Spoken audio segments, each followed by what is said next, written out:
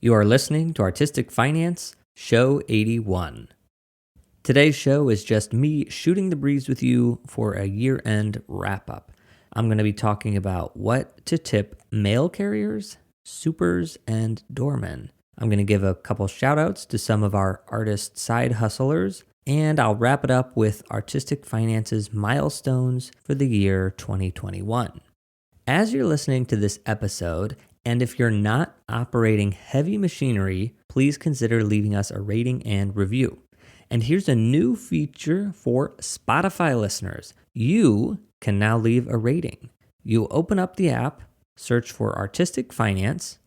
Underneath the logo on the left-hand side, it should say following. Now, if it says follow, tap that to start following, please and thank you. And now to the right, there are 3 dots. Tap the dots, and then you can leave a rating. So I just did it, and I left a rating of 5. You leave whatever rating your heart desires. Thanks for that. And without further ado, let's get to the show.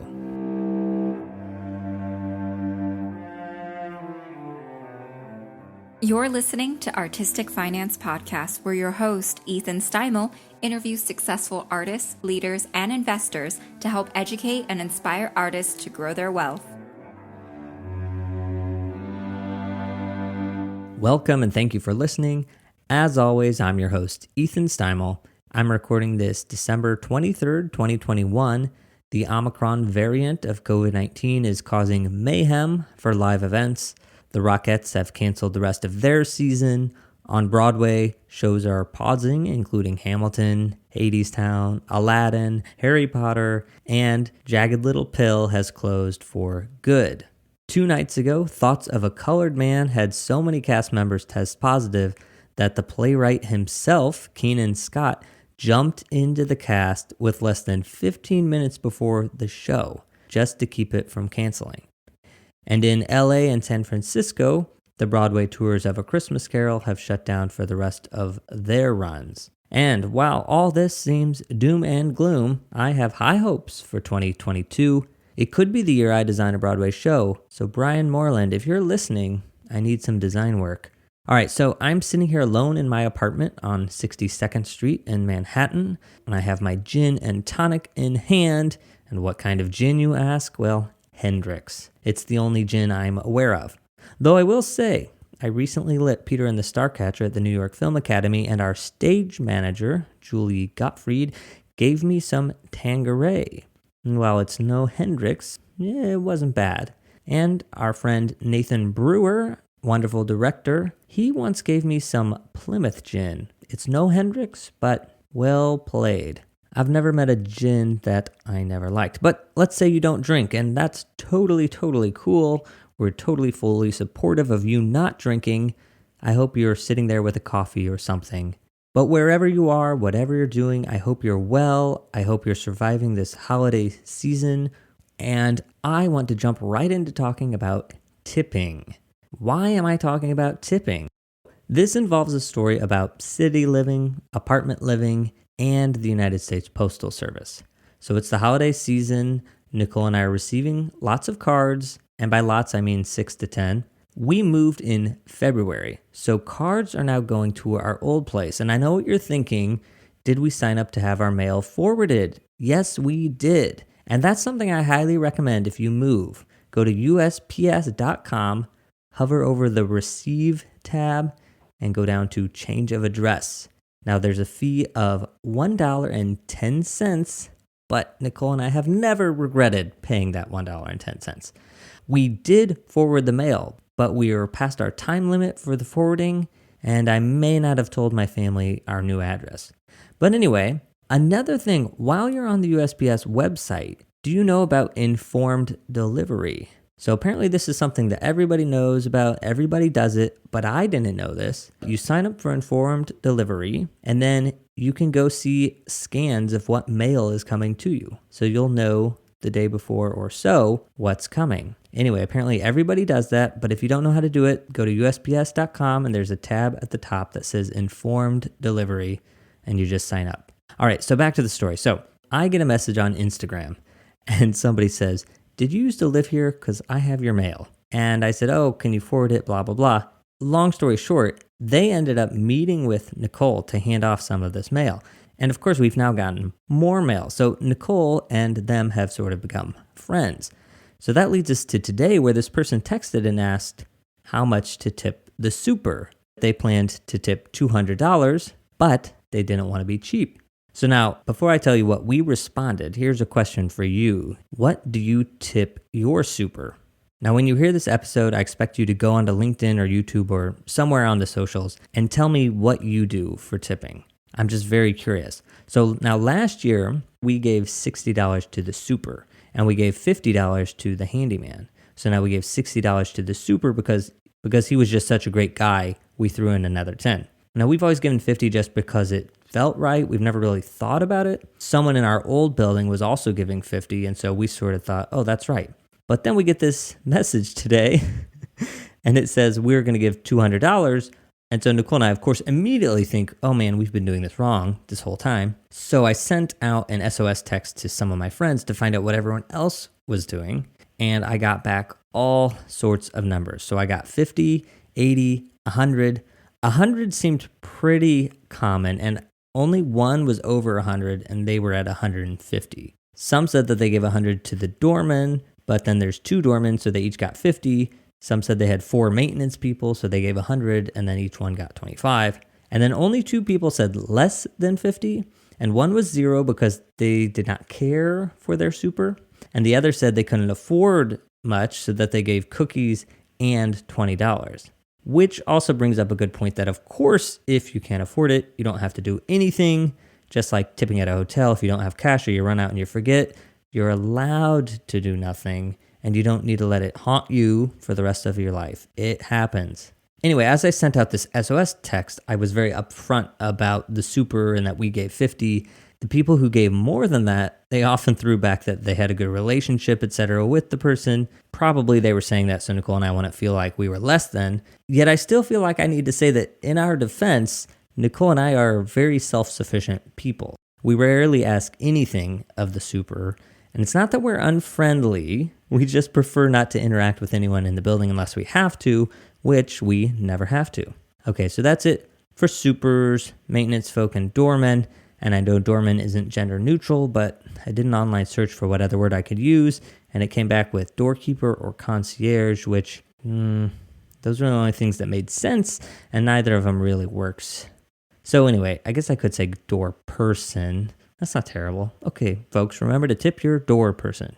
All right, so this poll amongst my friends seemed to result in $50 to $100, which is not so far off from the wealthiest people in America. The reason I say that is because I remember the 2012 documentary called Park Avenue, Money, Power, and the American Dream. And it talked about the people living at 740 Park Avenue, which at the time was the most expensive place to live in the world. And one thing I remember from that was there was a door person saying that at the holiday time, you'd think that the tips would be fantastic, but they were not. They were just average. They'd be $100. So somebody's living in this $30 million place and they're tipping $100. I'm not here to villainize the wealthy. That's neither here nor there. I'm just saying if you tip $100 to your super, you could be in the 1%. Okay, so now on to mail carriers. I'll preface this by saying that USPS mail carriers are not allowed to accept tips. That's the rule. So Nicole and I have never tipped our mail carrier. So we've lived in New York for 9 years. We've never tipped once. And now the reason for that is that we have no idea who they are. We've never seen them. We've never talked to them. And if you live in New York City and you don't have a door person, you know that getting packages is hell on wheels with nonstop visits to the post office, etc., which isn't the mail carrier's fault, but it doesn't make us like them either. But again, we don't know them. So anyway, my in-laws suggested we should do something for the mail carrier because it's a nice thing to do and they would appreciate it so much. So we left $20 with a note. Going back to the SOS message to my friends, most of whom are in New York City. So it mostly came back with nothing for the mail carrier. So we're not the only ones who were not doing anything. So here's the kicker. We were the only ones who left money, which I guess was a mistake, but I have no regrets. So other things that people gave were cookies, chocolates, and gift cards. That seemed to be the things. But again, most people actually didn't give anything. I will say that having grown up in suburbia, that's a little bit different because you know the mail person. In New York City, it just doesn't make sense to me because I have no idea who they are. Now that we've done it this year, we'll probably do it for the rest of time. Interrupting this episode because Marc Santos, our previous guest, was able to call me on Christmas Eve and we were able to chat for a little bit. So here's that. So Marc Santos, welcome. Hey, good to see you again. Yeah, it's been so long. Congratulations about the apprenticeship at the Met. Happy that it's going well. Oh, thank you. I decided in the middle of the night to record an episode, and I did it about what to tip the mail carrier. I texted you and I said, do you tip your mail carrier? So you said between $20 and $250 and to follow your heart. I like your spin on things. Yes. Yeah. Okay. So I looked it up actually though, because I knew mail carriers can't take tips. They can't get tips. You know, a lot of people can't get tips, but that doesn't stop it from happening. Right. Well, I used to work at McDonald's and I was not allowed to take tips, and I never did, even though a couple times people did try to tip me. And in hindsight, I wish I had taken them, but I obeyed the rules and I did not accept the tips. But since I recorded the first part of the episode, I went to the machine on the internet, the metaverse, and I learned that USPS allows mail carriers to accept gifts for the holiday that are less than $20. Oh, interesting. Okay. They are allowed to take holiday gifts, but they're not supposed to be cash, and they can't be worth more than $20. Well, it's probably good, you know. So now you know. I send out SOS text messages to find out the answers to who tips what for what. And somebody else replied to me and said that they don't ever give the mail carrier anything, but for some reason this year they gave 10. That made me and Nicole feel good because no one else had done any cash. And I was like, oops, apparently we weren't supposed to do cash, but somebody else gives 10. So also, I feel like if I were a mail carrier, I know you're not allowed to take cash, but I would totally appreciate cash personally. Oh, yeah, absolutely. And then also, okay, superintendents, you don't have a super. You don't have to worry about this, but I was trying to figure out how much to tip a super for the year. So the person who said they tipped the mail carrier $10, they told me that they don't like their super, and so they give them food and wine, which I think is a hilarious way to like treat somebody you don't like. That you don't like. I would think if you don't like them, you don't give them anything. I mean, they probably gave them more than $10 in food and wine. That's what I was thinking. Like, what wine? I'm thinking at a CVS or a Duane Reade, the wine is $6. And a bag of chips. I mean, what was the food? They didn't say. I'm just assuming it was a baked good of some sort. And that would be like another $4, you know, for a bag of chips.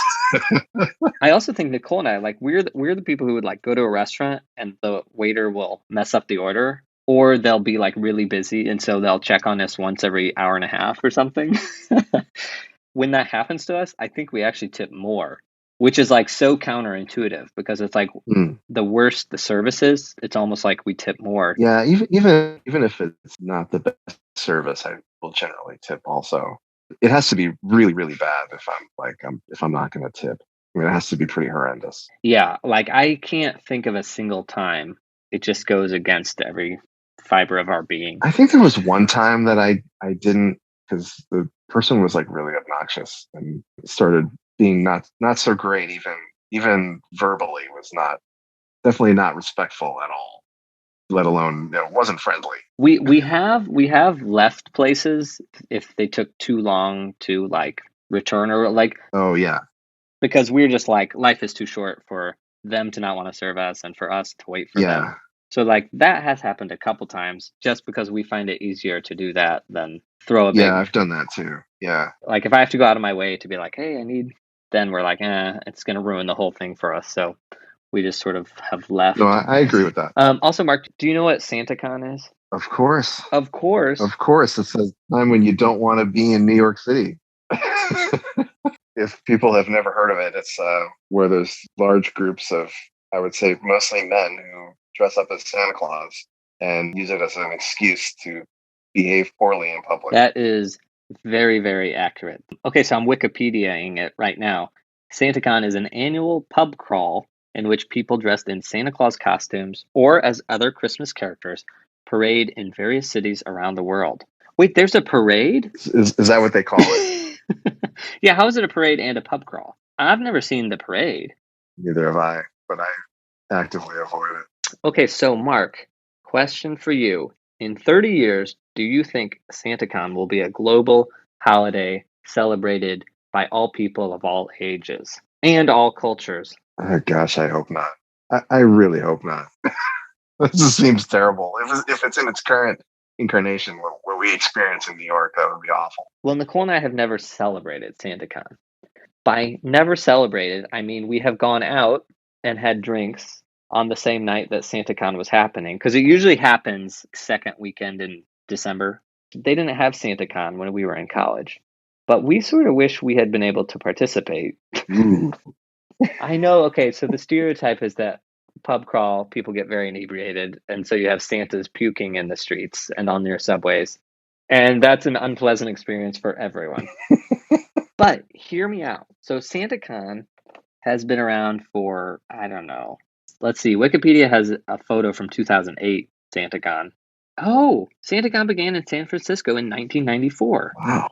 Whoa, this goes back to theater, inspired by a Mother Jones article on the Danish activist theater group Solvagnen. Amazing. In 1974, Solvagnen gathered dozens of Santas in Copenhagen to hand out items from the shelves of a department store to customers as presents before they were arrested for handing out those presents. So they stole them. I guess so. Yeah. Oh my gosh. So this is absolutely fascinating.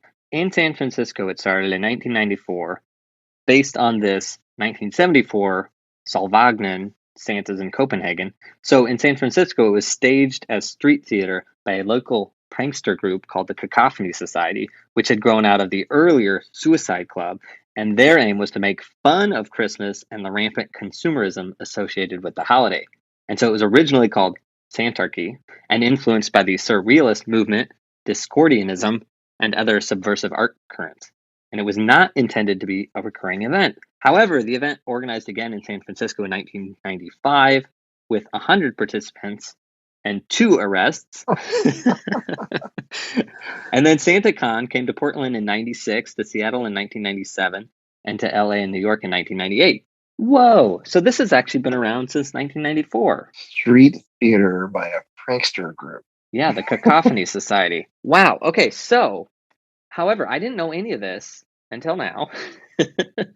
All right, so anyway, but Nicole and I, so yeah, it is stereotypically known as a bunch of people putting on Santa hats and Santa costumes and going pub crawling and getting very inebriated. And then everybody hates them and everybody hates being out in public on these nights. And Nicole and I used to love it because the bars that we would go have signs that say no Santas allowed in on this day of Santacon. And so that's how we've always celebrated Santacon, is we find the bars that don't allow them. And then that's where we go have dinner. Hey, that sounds like a plan. So when I said we have never celebrated it, we have celebrated it in our own way. So, Mark, I was at CNN 2 weeks ago, and I say, "Oh, Santacon! Wow, what a great holiday!" And people laughed at me. And I said, "No, really. I think in 30 years, this is going to be a global holiday that grandparents will take their little children out, and they'll all celebrate Santacon." People just thought I was being crazy. But it's already been here almost 30 years. That's nuts. Yeah, it's almost been around 30 years. And then somebody else pointed out that, like, you think in India they're going to be celebrating Santacon? Now that I know the history, I think India probably already does. We're going to find out. I'm going to go there next Christmas to find out.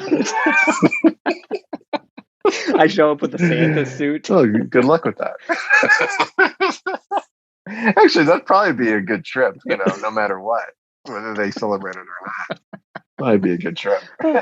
So anyway, so I'm standing by, Mark, with this prediction that in 30 years, Santacon will be a global event, will be celebrated by everybody. Yeah, because my thought is, I was thinking it was more of a recent thing. Now I'm realizing it's not as recent as I thought. I figure everyone, all those college kids that have been enjoying it for the last 10 years, well, if you were 20 10 years ago, in 10 years, you're going to be 40. These people are all having children of their own. And then in 30 years, they'll be grandparents or even great-grandparents. Everyone's going to know about the holiday. I'm not saying they're going to go pub crawling, but I could see them all gathering the family together for dinner and having a drink and wearing a Santa hat. Well, there are people who do that now and they don't call it Santacon. No. It's going to be like the second week of December. They're going to call it Santacon. I mean, you're already close to the 30 years. You're saying another 30 years, it'll still be. Yeah. Because it was making fun of, apparently in its roots, was making fun of the consumerism. And now maybe it will become consumerism. Or already has. Yeah, it probably already has. Will it become a global phenomenon? I think so. I guess it could. I mean, Santa, I guess, is a global thing, right? Yeah. And then that's what we also think is it's secular for the most part. Right. Yeah, I guess you're probably right. Okay, well, I'm saying by Artistic Finance is making the prediction that Santacon will be celebrated by all. Well, you said all. Well, I mean, when you say all, I mean, is Christmas celebrated by all? Some religious groups might say no. Is Hanukkah celebrated by all? Some religious groups might say no. All is a pretty definitive thing, and it's kind of impossible to attain. Okay, all right. Santacon will be enjoyed by many, many people. I think you're on safer ground now. And it'd be even safer if you delete the second many. Okay, all right, fine.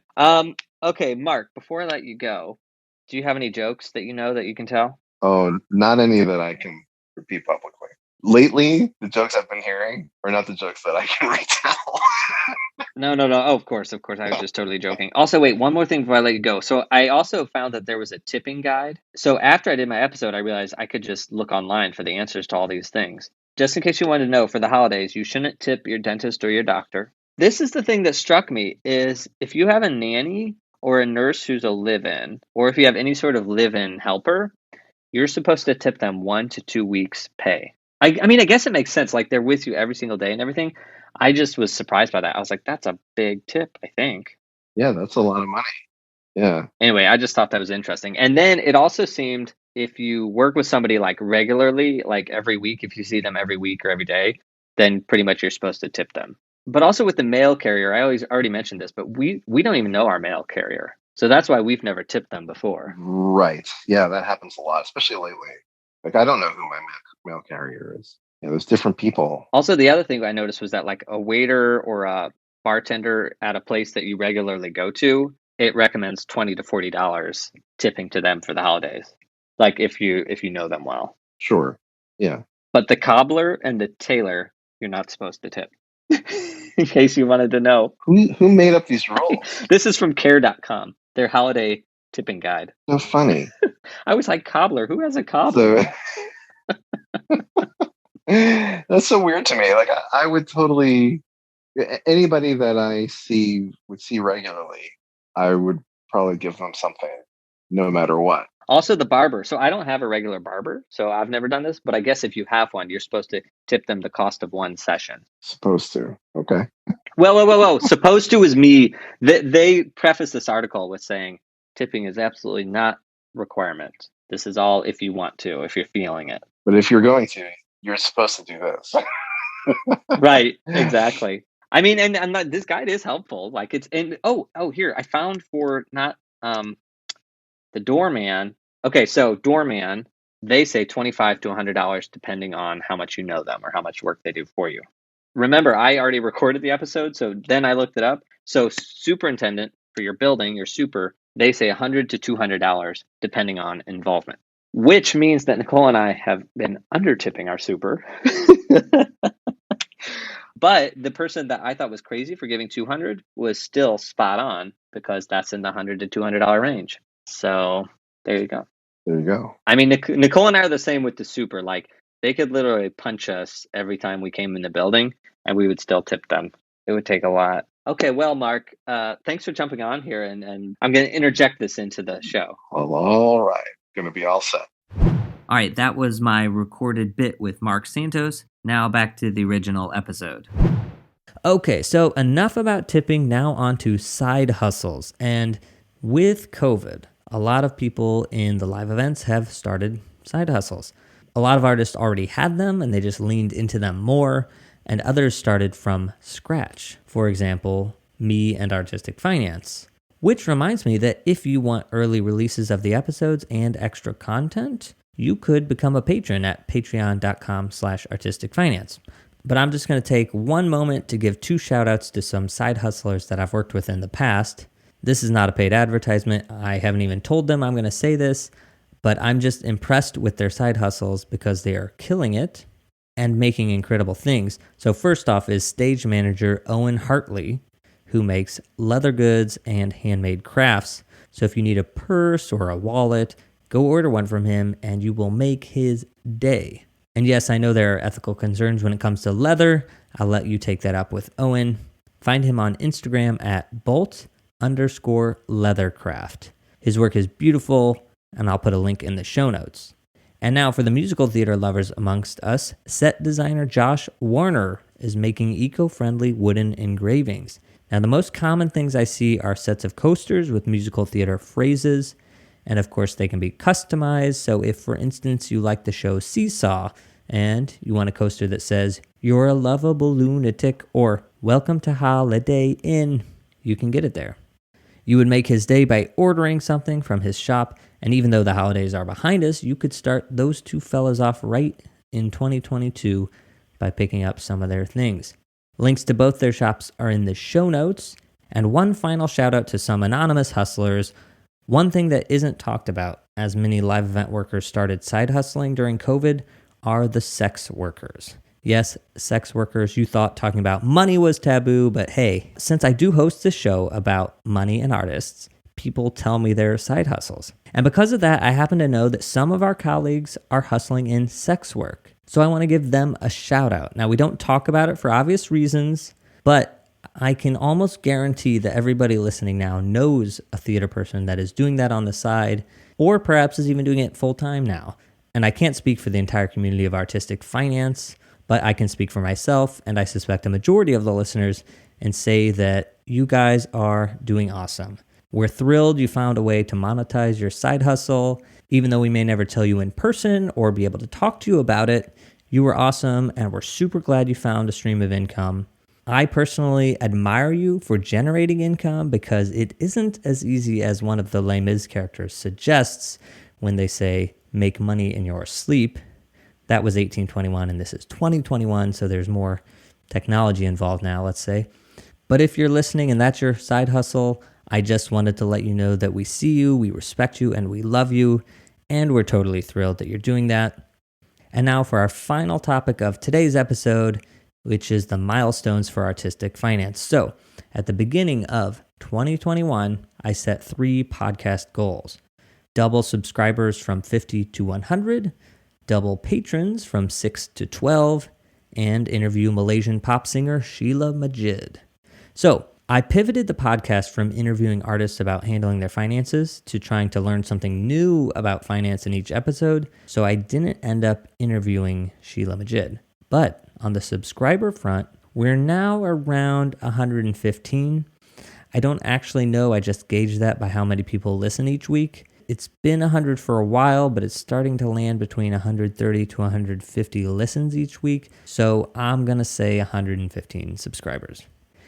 Patrons, our goal was 12, and we're now at 24, which is a perfect opportunity for me to say thank you, patrons. I wildly appreciate you taking your hard-earned dollars and believing in the show and the conversations we have. So after fees and me giving to other Patreon creators, I get $73 a month, which doesn't sound like a lot, but it's enough to pay the hosting fees and some of the other costs, and eventually it's going to pay off this microphone.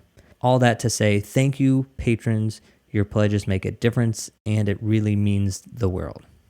So, I believe the artistic finance goals for 2022 will be to double all of this. So, go from 115 subscribers to 230, go from 24 patrons to 48 patrons, and interview 2 people to make up for the fact that I didn't interview Sheila Majid. First, producer Brian Moreland, and 2, Rufio from the movie Hook, also known as actor Dante Bosco. Nicole's been on to me to try and get him on the show for quite some time, so if anybody knows him, send him my way or give me his cell phone number. Other milestones for the show in 2021 were, we recorded live at LDI in Las Vegas. We got invited back, so mark your calendars for the weekend before Thanksgiving 2022. We reached 18,000 downloads. I'm super grateful to have reached that number with no advertising, just word of mouth. Thank you, artists, for spreading the word. Thank you, non-artists, for also spreading the word. Artistic Finance has been downloaded in 66 countries and all 7 continents. I actually learned about a new country called Guadeloupe. So I had never heard of it, but we had someone from there listen. They didn't subscribe though. But where is Guadeloupe, you ask? Well, it's just north of Dominica. Where is Dominica, you ask? It is in the Southeast Caribbean. And the only reason Nicole and I know about Dominica is because we watched all the whale things on Disney Plus, and the sperm whales are off the shores of Dominica all year long. We very much want to go there, but there's not a lot of beaches, so it doesn't have the tourist infrastructure. But eventually, maybe, perhaps, we're going to get there. But anyway, Guadeloupe is just north of there. And now I think we need to go to Guadeloupe and find the person who listened to an episode of Artistic Finance and ask them how we can get them to listen again. And the final thing that happened for Artistic Finance is that a new patron convinced me that the theme music has to be changed. I know 100 of you have already told me that before. When it came from a patron, it suddenly held more clout. Anyway, I'm working on it. So if there's any sound designers or composers listening, feel free to send me a hip, exciting, and energetic theme somewhere between 25 and 30 seconds. Oh, and one more thing that happened was that I joined LinkedIn, which isn't for Artistic Finance per se, but let's be real, that's the only reason I joined LinkedIn. It gives me a place to find guests and to post about the show. So, all in all, Artistic Finance is going well. I would love to hire a podcast host to help systematize it, focus the content, make it more appealing to listen to, but at this moment I don't have direct plans for that. But what do you think? How can I improve the show? So for topics, what would you like to hear? And for quality of the content, how can I make it easier to listen to? So let me know by messaging on LinkedIn or emailing artisticfinancepodcast@gmail.com. All right, that's it for this week's episode. Thank you for listening and happy holidays. And remember our optional fee for listening, which is to tell somebody about the show. And if that fee isn't enough, would you like to support the show financially? If so, please become a patron. You'll get early access to episodes and random updates from me. And if you don't want to get locked into supporting, consider supporting for 1 year. 2022 would be a great year for that. So you can start in January and set a reminder to yourself to unsign up in December. I won't remind you, but you should remember. Levels start at $3 a month, which is $36 for the year. Join up at patreon.com/artisticfinance. And however you support me, and whenever you support me. And if you never support me, I want you to know that you are a valuable person on this planet. And I love you. Okay, final things for the super listeners. If you catch this before December 31st, please vote for me in the Broadway World Awards for Best Lighting Design Off-Broadway for Seesaw. I'm losing soundly with 0 chance of victory, but that won't stop me from trying. Find a link at the bottom of the show notes and vote for Seesaw. That's it for today. Until next time, break a leg.